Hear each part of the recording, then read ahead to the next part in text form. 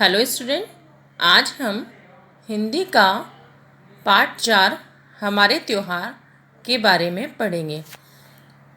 बच्चों, त्योहार से आपका क्या तात्पर्य है?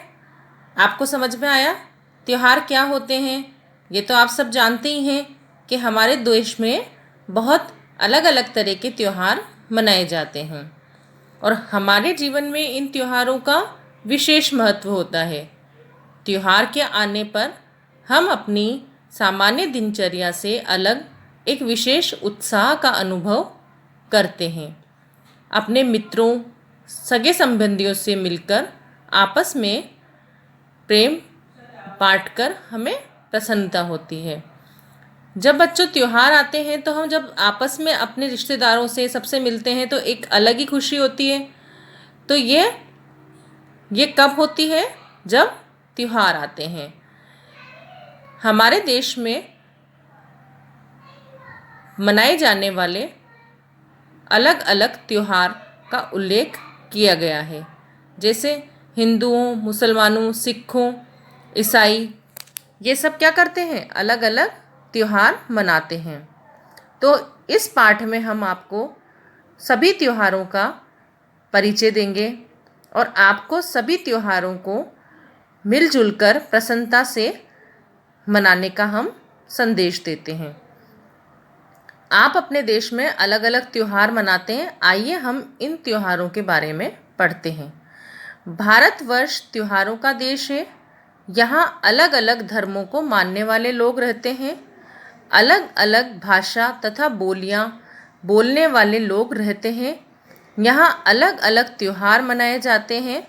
कुछ त्योहार धर्म पर आधारित होते हैं तो कुछ अलग अलग मौसम में आने वाली फसलों पर। बच्चों, यहाँ 2 तरह से त्योहार मनाए जाते हैं। तो आइए, हिंदू धर्म को मानने वाले भारतीय कौन से त्योहार मनाते हैं? होली, दीपावली, रक्षाबंधन, दशहरा जैसे पर्व मनाते हैं। अब यहाँ पर्व शब्द से हमारा क्या तात्पर्य है? पर्व शब्द का तात्पर्य है त्योहारों से। तो जो हिंदू लोग होते हैं वह कौन कौन से त्योहार मनाते हैं? होली, दीपावली, रक्षाबंधन, दशहरा जैसे पर्व मनाते हैं। तो आइए होली के बारे में हम जानते हैं कि होली को कैसे मनाते हैं। होली पर सब एक दूसरे को रंग लगाते हैं, जो जीवन में प्रेम और खुशियों के रंग बिखेरने का प्रतीक है। होली पर क्या होता है? हम सब एक दूसरे के रंग लगाते हैं और फिर सब एक दूसरे से मिलने जाते हैं और उनके साथ खुशियाँ मनाते हैं और होली पर हम सभी खुश हो जाते हैं। तो इसी तरह दीपावली को प्रकाश पर्व के रूप में मनाया जाता है। यह जीवन से दुख और बुराइयों के अंधकार को मिटाकर ज्ञान, प्रसन्नता और अच्छाइयों के प्रकाश को फैलाने का प्रतीक है। तो कौन से त्योहार को हम प्रकाश पर्व के रूप में मनाया जाता है? तो कौन सा त्योहार मनाते हैं हम? दीपावली। दीपावली को प्रकाश पर्व के रूप में क्यों बोला जाता है कि ये प्रकाश पर्व? क्योंकि इस दिन सभी के घरों में दीपक जलाए जाते हैं और जीवन में दुख और बुराइयों के अंधकार को मिटाकर हम प्रसन्नता और अच्छाइयों के प्रकाश को फैलाने का प्रतीक माना जाता है। कौन सा त्योहार? दीपावली। अब आगे आते हैं रक्षाबंधन पे। रक्षाबंधन के पर्व पर प्रत्येक भाई अपनी बहन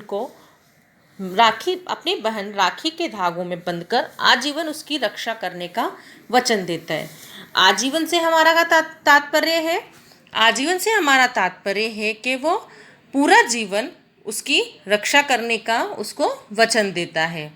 आपने देखा ही है, जब बहनें भाई की राखी बांधती हैं तो वो उन्हें गिफ्ट देते हैं और उनकी रक्षा के लिए वचन देते हैं। इसी तरह दशहरे पर रावण, कुंभकर्ण और मेघनाद के पुतलों को जलाकर हम अपने अंदर से अन्याय और दुर्गुणों को समाप्त करने की प्रेरणा लेते हैं। बच्चों, आपने देखा ही है, दशहरे पर हम देखते हैं किसको जलाया जाता है? रावण, कुंभकर्ण और मेघनाद के पुतलों को। और हम अपने अंदर से क्या मिटाते हैं? अन्याय और बुरे गुण। इसी तरह मुस्लिम लोग क्या मनाते हैं? ईद मनाते हैं। तो इस्लाम धर्म को मानने वाले मुसलमान वर्ष में 2 बार ईद का त्यौहार मनाते हैं। एक बार ईद उल फितर, जिससे पहले वे रोजे उपवास रखते हैं। ईद के दिन वे सब ईदगाह जाकर नमाज पढ़ते हैं, फिर एक दूसरे के गले मिलकर प्रेम से ईद मुबारक कहते हैं। सब लोग घर में मज़े से सेवइयाँ खाते हैं। और दूसरी ईद कौन सी होती है? बकरी ईद या ईद उल जुहा कहलाती है। इस दिन भेड़ बकरियों की कुर्बानी दी जाती है। आपने देखा है कि मुस्लिम लोग किसकी कुर्बानी देते हैं? भेड़ बकरियों की। इसी तरह सिख धर्म को मानने वाले अपने सभी 10 गुरुओं के जन्मदिन बड़ी धूमधाम से त्यौहार के रूप में मनाते हैं। गुरु नानक जी के जन्मदिन को गुरु पर्व कहा जाता है। इस दिन गुरुद्वारों को रोशनी से सजाया जाता है। और क्या होता है गुरुद्वारे में? सबद कीर्तन भी वहाँ पर होता है।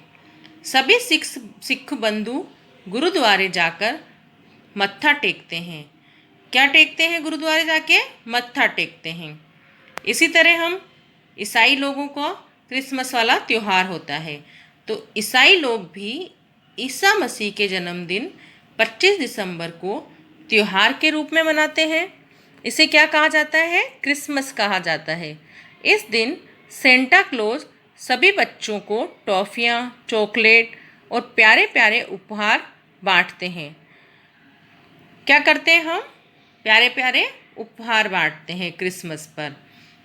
अब कुछ त्यौहार धर्म पे होते हैं और कुछ फसलों के आधार पर मनाए जाते हैं। तो फसलों के आधार पर कौन कौन से त्यौहार होते हैं, आइए उनके बारे में हम पढ़ते हैं। अलग अलग राज्यों में फसलों के आधार पर त्यौहार मनाए जाते हैं।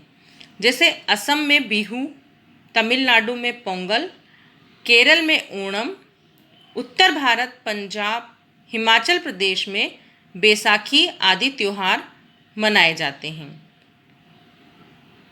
फसलों की कटाई के समय ही मनाए जाते हैं। ये त्यौहार कब मनाए जाते हैं? फसलों की कटाई पर। ये सभी त्यौहार हमारे जीवन में प्रसन्नता, उत्साह एवं एकता का संदेश देते हैं। तो बच्चों, त्यौहार किसका संदेश देते हैं? प्रसन्नता, उत्साह और एकता का संदेश देते हैं। तो अभी अगर आपसे हम इस पाठ के बारे में कुछ पूछें कि भारत में कौन कौन से त्यौहार धूमधाम से मनाए जाते हैं, तो आप सबको ये जानकारी हो ही गई होगी कि कौन कौन से त्यौहार होते हैं। तो इन त्योहारों को हम लर्न करेंगे।